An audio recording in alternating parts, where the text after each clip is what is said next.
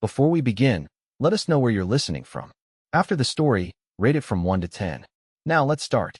Vienna, 1897. The Imperial carriage clattered through the rain-slicked cobblestone streets of Vienna, its gilded frame catching the amber glow of gas lamps like a phantom of bygone glory. Inside, Viscountess Victoria Valmont stared out at the passing city, her reflection in the glass merging with the glittering lights of the Austrian capital. Her gloved hands clutched a formal invitation bearing the Habsburg double-headed eagle, the imperial seal pressed into red wax that now crumbled slightly at the edges from her nervous touch. "You're crumpling it again," her father, the Earl of Westbury, observed with a hint of disapproval. A distinguished British diplomat assigned to the Austro-Hungarian court, he had spent 20 years navigating the treacherous waters of European politics. This audience with the Crown Prince is not merely a social call, Victoria. It is the culmination of years of careful diplomacy. Victoria smoothed the parchment against her lap, the heavy silk of her evening gown rustling with the movement. At 23, she had spent most of her adult life in the shadow of Habsburg grandeur, watching the slow decline of an empire that still clung desperately to its fading majesty. "I understand the stakes, father," she replied, her voice steady despite the fluttering in her chest. The imperial palace of Schönbrunn loomed ahead, its hundreds of windows ablaze with light, the yellow facade standing defiant against the darkening sky. "You've made them abundantly clear." What remained unspoken between them was the true nature of this invitation. Crown Prince Rudolf, heir to Emperor Franz Joseph's throne, had shown a particular interest in the English Viscountess during the previous season's balls. Whispers at court suggested that Rudolf sought to break his engagement to Princess Stephanie of Belgium, a match that had been arranged for political purposes but one that had brought him little joy.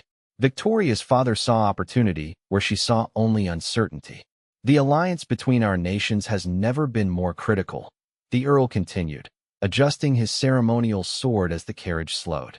"With Russia's ambitions in the Balkans and Germany's growing influence." "Father," Victoria interrupted gently, "I am aware of the geopolitical situation, but I cannot simply become a pawn in this game." The Earl's expression softened momentarily. "My dear, we are all pawns in this game. The only difference is whether we move with purpose or are moved by others." The carriage halted before the palace steps, where footmen in imperial livery stood at attention. As the door opened, Victoria caught her first glimpse of the man who would irrevocably alter the course of her life, though not in the way anyone might have expected. He stood slightly apart from the other palace guards, taller than most, with shoulders that filled out his dark uniform with quiet authority. Unlike the ornately dressed footmen, his attire was austere, marked only by subtle insignia indicating his rank in the Imperial Guard.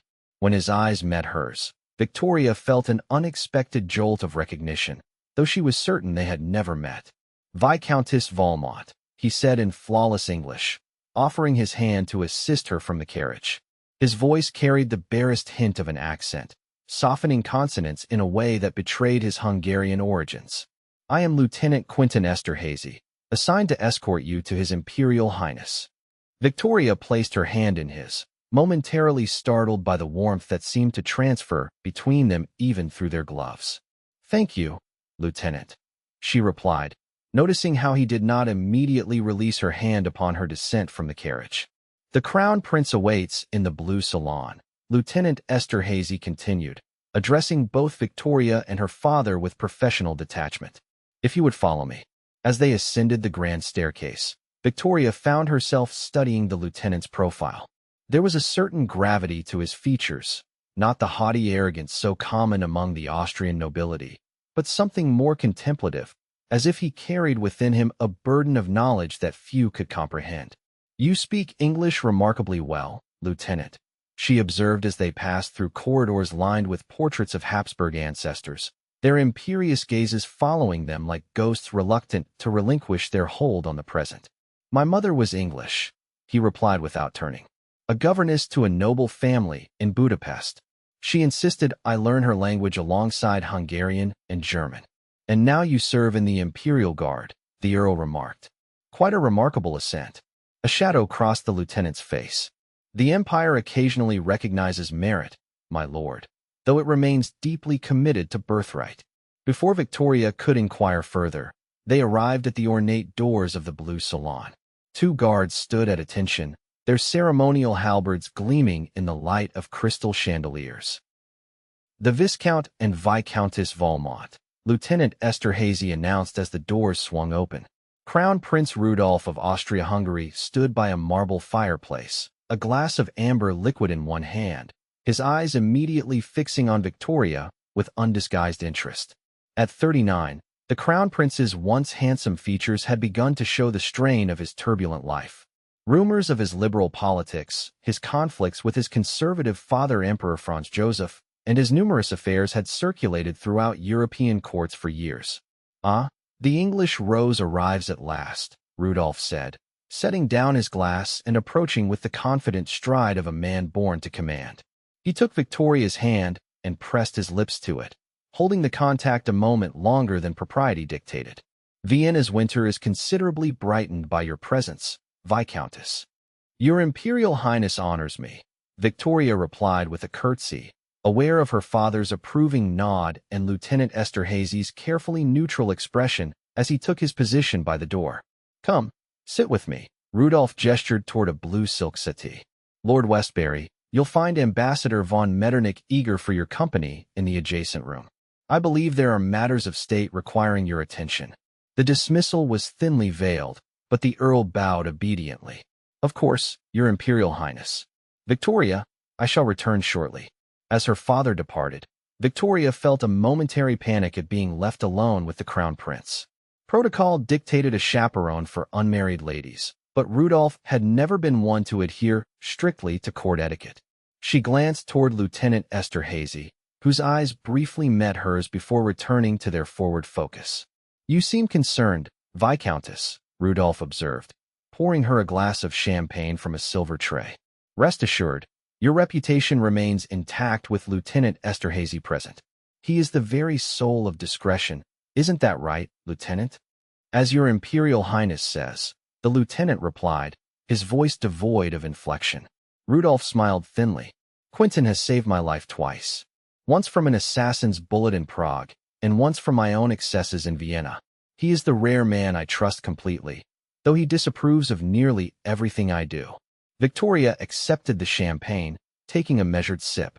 "It seems a complex position to occupy, Your Highness." "All positions at court are complex, my dear Victoria.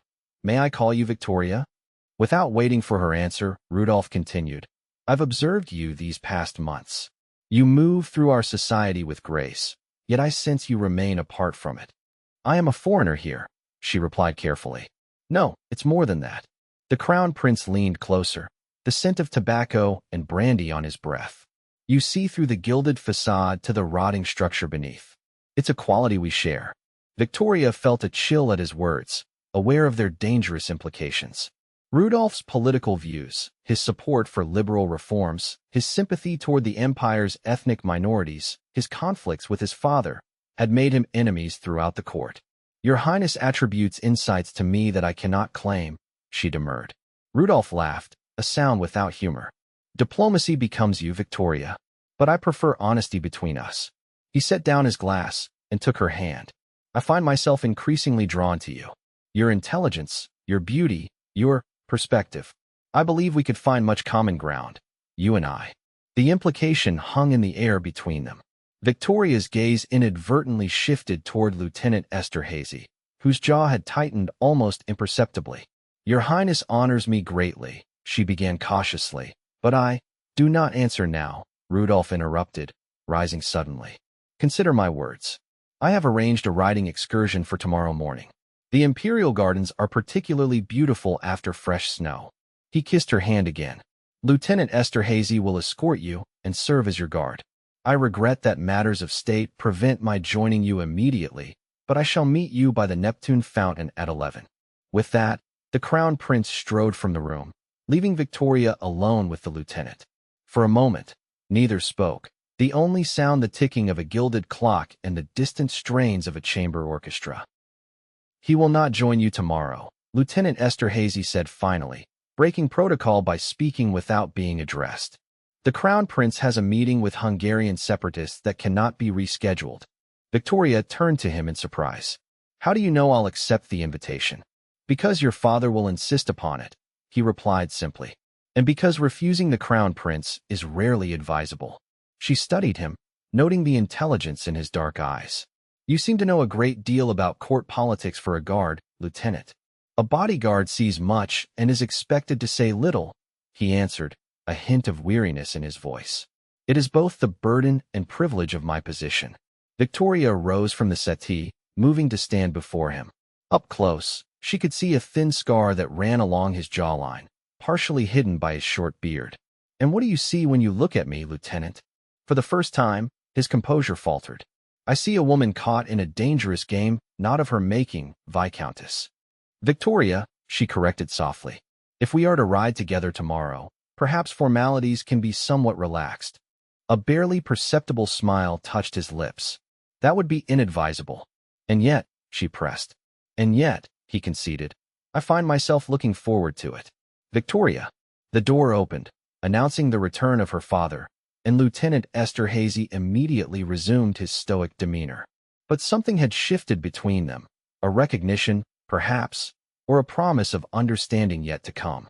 The following morning dawned crisp and clear, the gardens of Schönbrunn Palace transformed into a winter wonderland.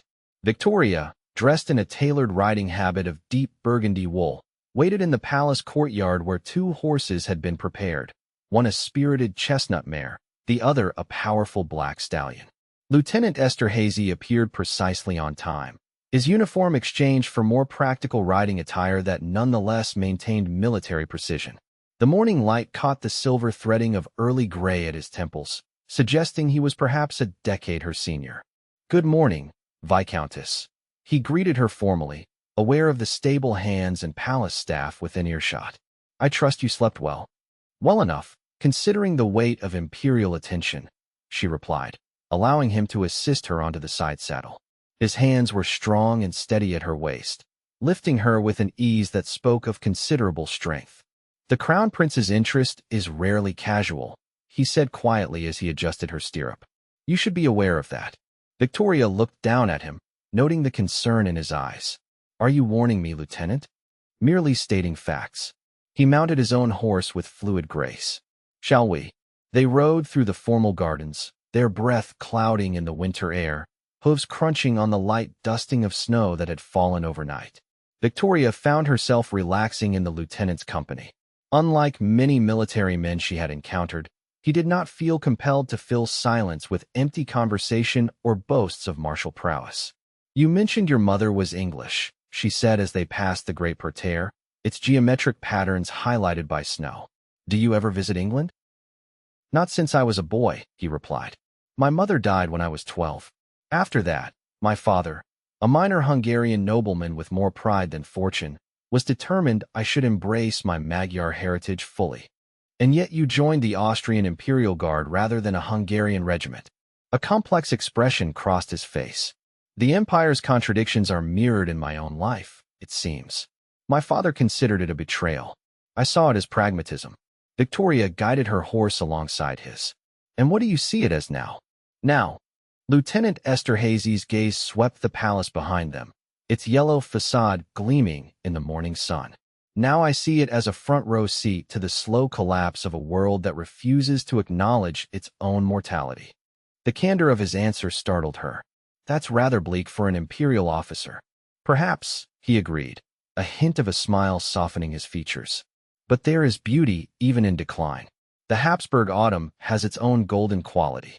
They rode in companionable silence until reaching a secluded portion of the gardens where ancient yew hedges created a natural alcove around a small, frozen fountain. Lieutenant Eszterházy dismounted and secured his horse before helping Victoria down from her mare. We have some time before the Crown Prince is scheduled to arrive, he said, though his tone suggested he knew Rudolf would not appear at all. There's a view worth seeing, if you're willing to climb a short path. Victoria followed him up a snow-dusted incline to a small pavilion partially hidden by bare-branched linden trees. From this vantage point, Vienna spread before them, the spire of St. Stephen's Cathedral rising above the city like a silent sentinel. It's breathtaking, she whispered, momentarily forgetting the cold as she took in the panorama. The Habsburgs have always understood the power of a view, Lieutenant Eszterházy remarked, standing close enough that she could feel the warmth radiating from him. To look down upon what one rules, to see it all at once. There's both reassurance and delusion in such a perspective. Victoria turned to study him, struck by the complexity of thought behind his military bearing. You speak like a philosopher rather than a soldier. In Hungary, we have a tradition of poet warriors, he replied with a self-deprecating smile. I fear I have more talent for protection than poetry, however. I wouldn't be so certain, Victoria said softly. Your words paint pictures as vivid as any verse. Something shifted in his expression, a guardedness giving way to vulnerability so brief she might have imagined it. You should be careful, Victoria, he said, her name sounding different in his voice, almost like a caress. The Crown Prince is not accustomed to rejection, and your father clearly favors an alliance. And what do you think I should do? She asked, holding his gaze. Lieutenant Eszterházy looked away, back toward the city. It is not my place to have opinions on such matters. I'm not asking the lieutenant, Victoria pressed. I'm asking Quentin. The use of his given name startled him. For a moment, she thought he might reprimand her for the familiarity. Instead, he sighed, his breath forming a cloud between them. Quentin believes you deserve more than to be a convenient solution to the Crown Prince's marital dissatisfaction, he said quietly. But Quentin's opinions carry no weight at court. Before Victoria could respond, the distant sound of hoofbeats announced an approaching rider. Lieutenant Eszterházy immediately straightened, professional detachment falling over him like a cloak. We should return to the meeting point, he said, offering his arm with formal correctness. It seems His Imperial Highness has found time in his schedule after all. The remainder of the morning passed in a blur of carefully orchestrated courtesies. Crown Prince Rudolf arrived with apologies and charm, monopolizing Victoria's attention with tales of his travels and thinly veiled criticisms of his father's conservative policies. Throughout it all, Lieutenant Eszterházy maintained a discreet distance, his face an unreadable mask. As winter deepened into February, Victoria found herself increasingly caught between expectation and inclination. The Crown Prince's attentions grew more pronounced, his invitations more frequent, his intentions clearer. Each engagement invariably included Lieutenant Eszterházy as her security detail, an arrangement Rudolf seemed to find amusing. My faithful shadow ensures your safety while simultaneously serving as the perfect chaperone, the Crown Prince remarked during an evening at the Vienna Opera. One could almost believe I planned it thus. Victoria, resplendent in a gown of midnight blue silk, glanced toward where Quentin stood by the entrance to the royal box. His discretion is commendable, Your Highness. Indeed, though I sometimes wonder what thoughts lurk behind that stoic facade. Rudolf leaned closer, his voice dropping to a whisper. He watches you, you know, when he believes no one is observing. A flush crept up Victoria's neck. I'm sure you're mistaken, Your Highness. I am rarely mistaken about matters of the heart, Rudolf replied with knowing amusement. But fear not, I find it rather charming. The devoted guard, silently pining for the unattainable lady. It's positively medieval. Victoria forced a smile, discomfited by Rudolf's perceptiveness and the casual cruelty with which he wielded it. Below them, the orchestra began the overture to Wagner's Tristan und Isolde, the tale of forbidden love and inevitable tragedy. I shall be leaving for my hunting lodge at Mayerling tomorrow, Rudolf continued, seemingly oblivious to her discomfort. State matters that require privacy. But I would like you to consider something in my absence. He took her hand, his touch insistent. When I return, I intend to speak with your father about formalizing our arrangement. Victoria's heart sank. Your Highness, Hush, he interrupted, pressing a finger to her lips. No answers now. Consider carefully what I offer. Not merely title and position, but partnership. I need an ally as much as a wife, Victoria. Someone who understands the changes this empire requires. The implications hung in the air between them as the music swelled. Victoria's gaze involuntarily sought out Lieutenant Eszterházy, whose eyes met hers for a brief, electric moment before returning to their dutiful survey of the theater. The next week passed in a strange limbo. With the Crown Prince away at Mayerling, Victoria found herself suddenly free of royal obligations. Her father, however, was ecstatic at the prospect of a potential imperial connection. The prince all but declared his intentions before departing. The Earl enthused over breakfast in their Vienna apartment. "We must begin preparations immediately. Your mother will want to travel from London for the announcement." Victoria set down her teacup with deliberate care. "Father, nothing has been decided. I have given no answer." The Earl's expression hardened. "There is only one answer to give, Victoria. This opportunity transcends personal preference." "And what of love?" she asked quietly. Her father scoffed. "Love is a luxury few in our position can afford. Besides, affection often grows from respected partnerships. The Crown Prince is intelligent, cultured, troubled," Victoria supplied. "Rumors of his melancholy are widespread. His political conflicts with the Emperor grow more pronounced by the day. All the more reason he needs a steadying influence," the Earl countered. "You could be that influence, Victoria. Think of what it would mean for Anglo-Austrian relations." Victoria rose from the table, unable to continue the conversation. "I need air. I'm going for a walk in the Volksgarten. Take your maid," her father called after her, "and be back by noon. The Countess Larish is calling, and she's quite close to the Crown Prince." The February air was brisk but refreshing as Victoria strolled through the formal gardens, her lady's maid following at a discreet distance. The paths were relatively empty given the cold, allowing her mind to wander freely through the thorny problem before her. Rudolph's offer was both an honor and a trap, one that would bind her to a man whose brilliance was matched only by his instability. Lost in thought, she almost collided with a tall figure rounding a hedge. "Lieutenant Eszterházy," she gasped, steadying herself against his suddenly outstretched arm. "I didn't expect to see you here." Quentin appeared equally surprised, quickly releasing her elbow once she was stable. "Viscountess, I apologize for startling you." Victoria signaled her maid to remain on the path while she and the lieutenant stepped aside. "I thought you would be at Mayerling with the Crown Prince." A shadow crossed his face. "I was relieved of that duty at the last moment." The prince requested Captain Oyos instead. Something in his tone alerted her. "You're concerned?" Quentin hesitated, glancing around before responding. "The prince has been increasingly volatile in recent weeks. His conflicts with the Emperor have worsened, and there are rumors of interventions being planned." "What kind of interventions?" Victoria asked, alarmed. "There is talk of the prince being declared unfit due to his liberal sympathies," Quentin replied quietly. "Some factions within the court fear his ascension would destabilize the empire." Victoria shivered, though not from the cold. "And where do your sympathies lie, Lieutenant?" His eyes met hers, unguarded for once. "With those who deserve protection from forces beyond their control." The double meaning was not lost on her. Before she could respond, the sound of approaching footsteps caused Quentin to step back, resuming his formal bearing. "Forgive me for delaying you, Viscountess," he said more loudly. "Good day." As he walked away, Victoria felt the weight of unspoken words between them, of feelings that propriety forbade, but that grew stronger with each encounter. That evening, as Vienna's elite gathered for a charity ball at the Palais Schwarzenberg, the whispers began. Something had happened at Mayerling, though no one seemed to know precisely what. Victoria watched as palace officials conferred in corners, their faces grave. "Something is wrong," she murmured to her father as Count Toff, the minister-president, departed abruptly after receiving a message. Before the Earl could dismiss her concerns, Lieutenant Eszterházy appeared at their side, his expression grim.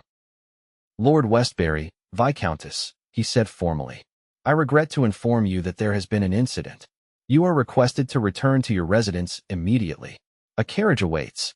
The Earl frowned. "What incident?" "Surely whatever it is can wait until—" "It cannot wait, my lord," Quentin interrupted, his voice leaving no room for argument.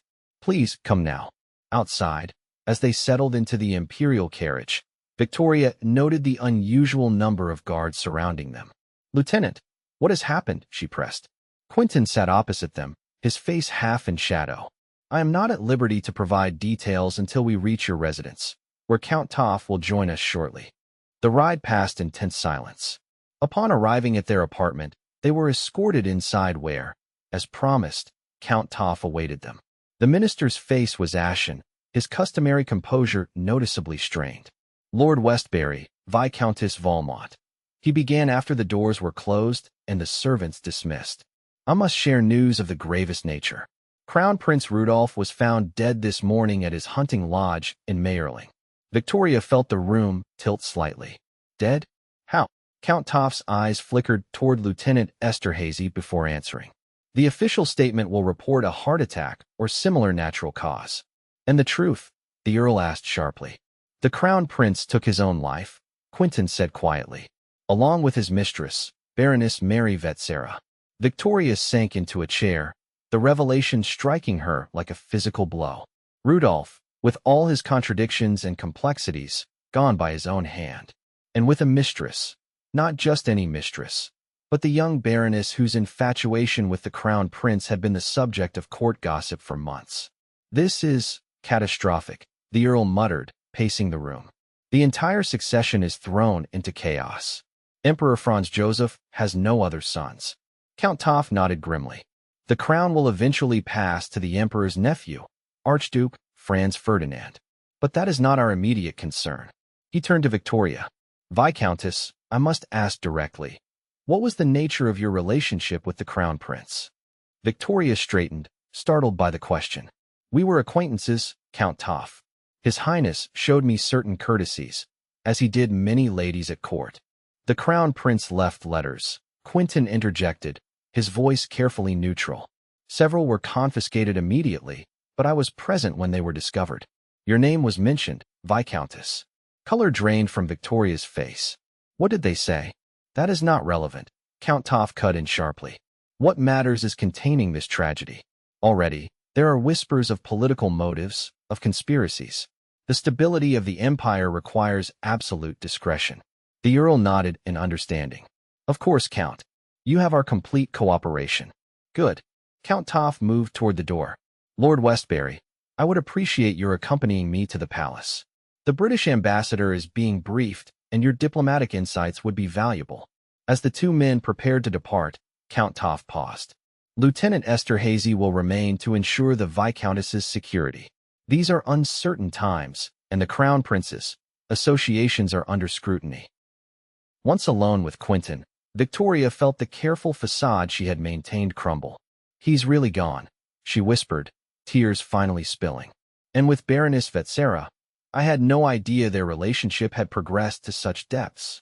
Quentin moved to sit beside her, protocol momentarily forgotten. Few did. The prince compartmentalized his life carefully. The letter he wrote that mentioned me, Victoria pressed. Please, Quentin, I must know what it said. He hesitated, then reached inside his uniform jacket to produce a folded piece of paper. I removed this before the others were taken. It was addressed to you. With trembling fingers, Victoria unfolded the note, recognizing Rudolf's distinctive handwriting. Victoria, asterisk by the time you read these words, I will have escaped the gilded cage that has imprisoned us both. Do not mourn what never truly existed between us. You were to be another move in the endless chess game of empire, a game I now refuse to play any longer. Asterisk asterisk, I have seen how you look at him, and how he looks at you when duty permits his guard to slip. There is more honest feeling in those unspoken glances than in all the calculated unions of our world. Asterisk asterisk, my final gift to you both is freedom from pretense. Use it wisely, for such gifts are rare in our circles. Asterisk Rudolf. Victoria looked up at Quentin, finding his gaze already upon her. He knew, she whispered.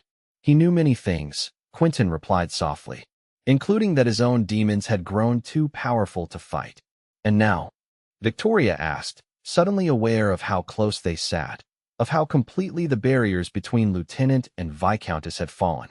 Now the court will mourn, the empire will adjust, and life will continue in its altered course, he said, his hand cautiously covering hers.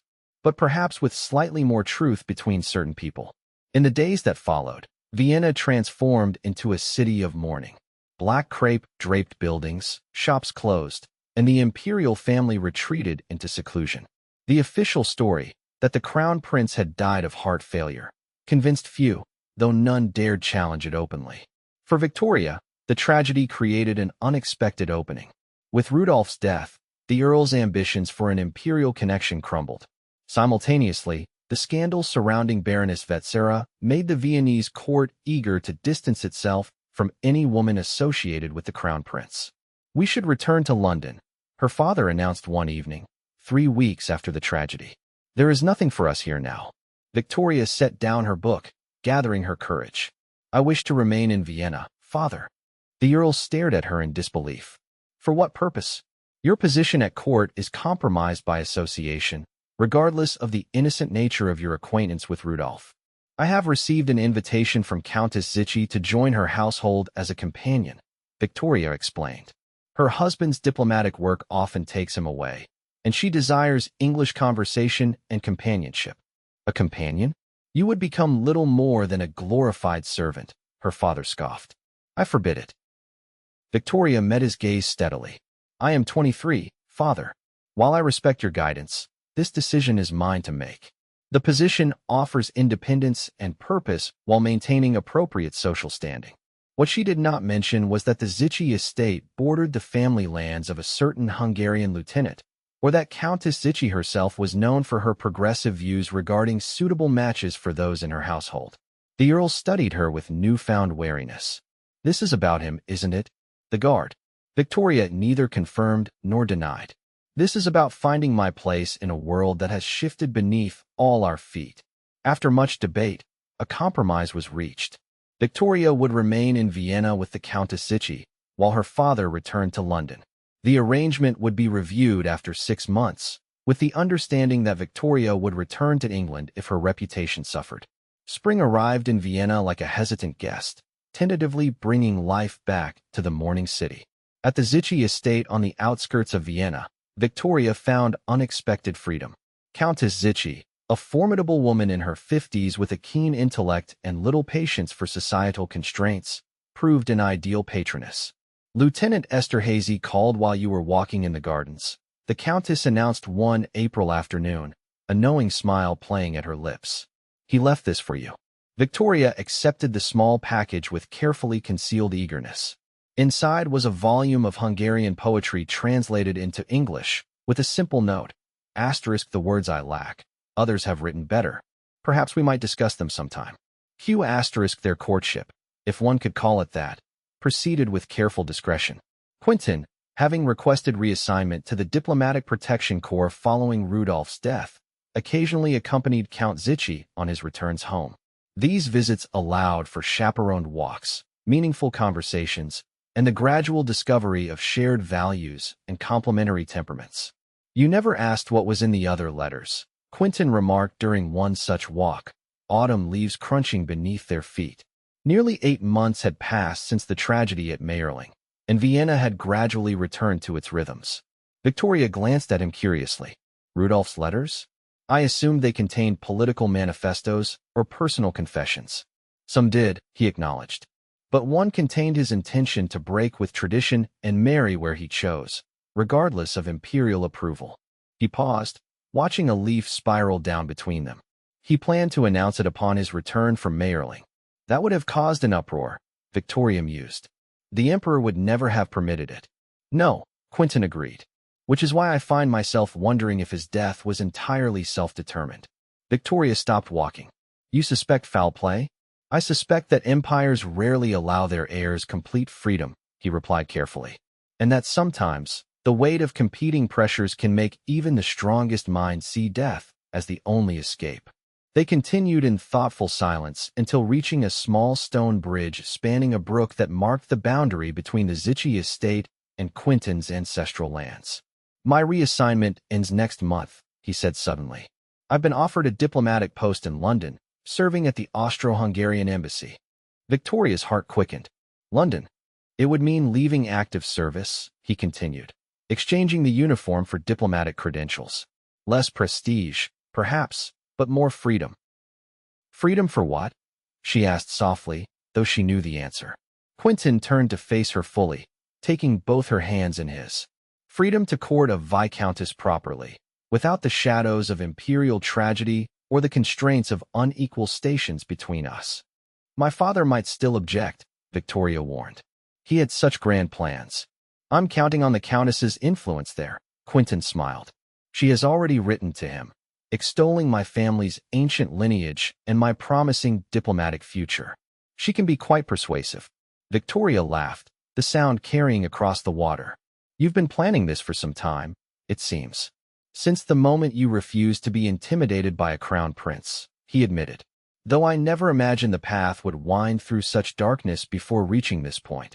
As winter gave way to spring once more, Victoria stood in the gardens of the British Embassy in Vienna, watching as diplomats and nobility gathered for the king's birthday celebration. Her father, finally reconciled to her choice after meeting Quentin in London, conversed amicably with Count Zichy near the champagne fountain. "Penny for your thoughts," came a familiar voice, and Victoria turned to find Quentin beside her, resplendent in his diplomatic uniform. "I was thinking about Rudolf," she admitted. "About how sometimes tragedy creates space for unexpected joy." Quentin nodded solemnly. "The empire continues its slow decline, while we have found our beginning. A beginning built on honesty rather than alliance." Victoria agreed, accepting the glass of champagne he offered. "Speaking of honesty," Quentin said, his voice dropping to ensure privacy, "there's something I've been meaning to give you." From his pocket, he produced a small velvet box. "With your father's blessing, surprisingly enough." Victoria opened it to find a ring of unusual design, a sapphire surrounded by small diamonds, set in aged gold. "It's beautiful," she breathed. "It belonged to my English grandmother," he explained. "My mother left it to me with the instruction that it should only adorn the hand of a woman who chose love over advantage." As he slipped the ring onto her finger, Victoria felt the weight of history, both public and personal, balanced by the lightness of possibility. The Habsburg Empire might be in its autumn years, but for them, spring had only just begun. "I wonder what Rudolf would think," she murmured as they turned to face their future together. Quentin's smile held both sadness and certainty. "I think he would recognize something he sought but never found, the courage to choose one's own path, whatever the cost." Hand in hand, they rejoined the celebration, two people who had found each other across the divisions of rank and circumstance, proving that even in the shadow of imperial tragedy, genuine love could take root and flourish.